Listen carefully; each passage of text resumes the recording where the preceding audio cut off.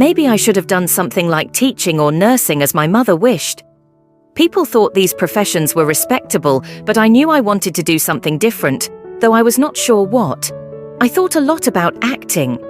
My mother said that it had been a waste of money educating me because I did not know what to do with the knowledge I had acquired.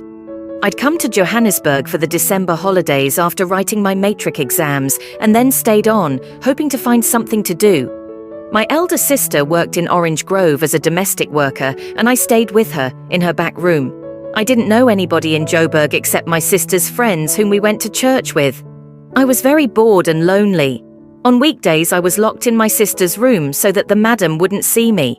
She was at home most of the time, painting her nails, having tea with her friends, or lying in the sun by the pool. The swimming pool was very close to the room, which is why I had to keep very quiet.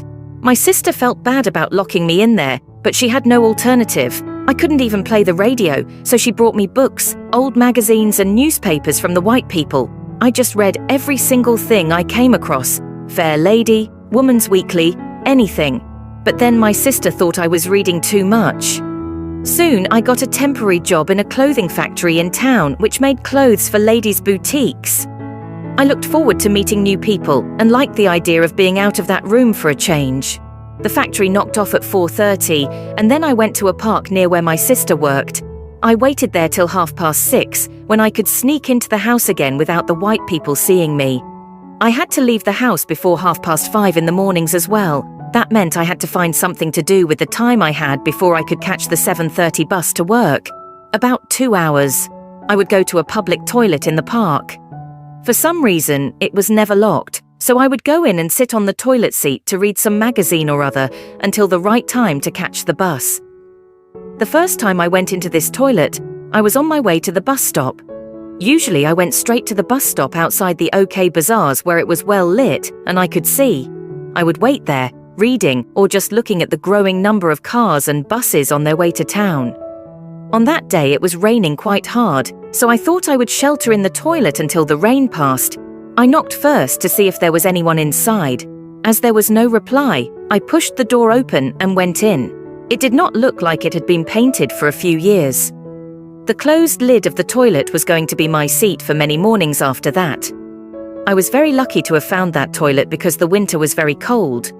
Not that it was any warmer in there, but once I'd closed the door, it used to be a little less windy.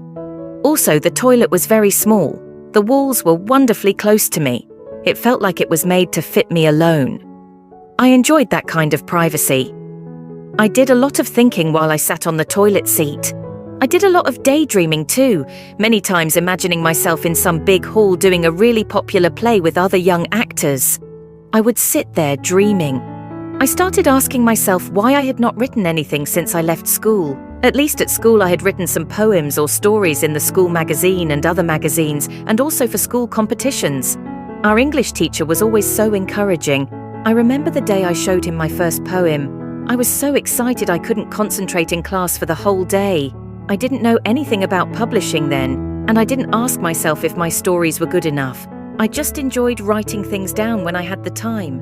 So, one Friday after I'd started being the toilet's best customer, I bought myself a notebook in which I was hoping to write something. I didn't use it for quite a while until one evening. My sister had taken her usual Thursday afternoon off, and she had been delayed somewhere.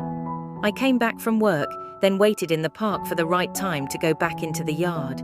The white people always had their supper at 6:30, and that was the time I used to steal my way in without disturbing them or being seen.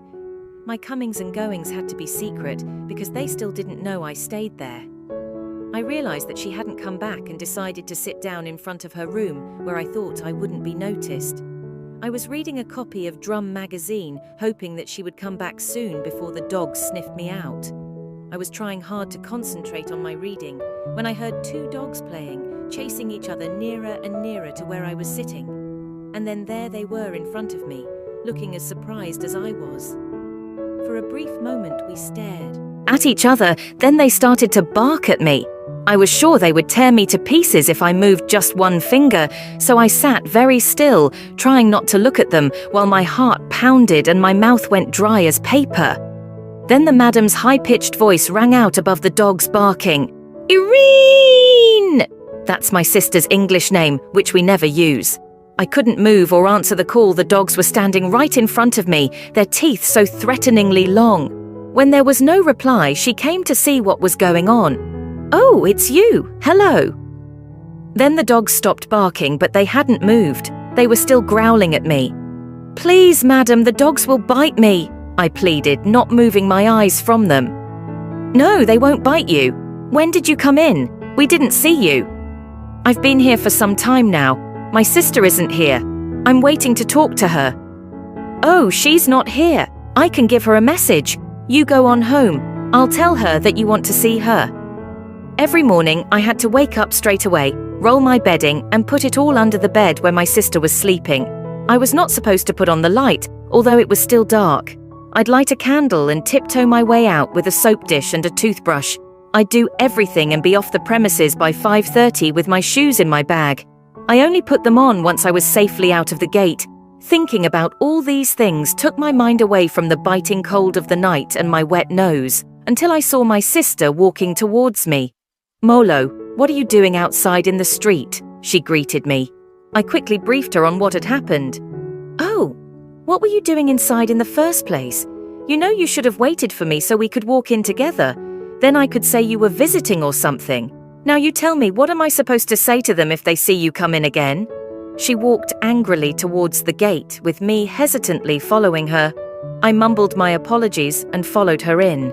By some miracle, no one seemed to have noticed us, and we quickly munched a snack of cold chicken and boiled potatoes and drank our tea, hardly on speaking terms. I just wanted to howl like a dog.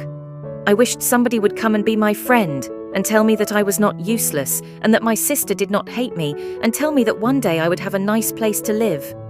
Anything.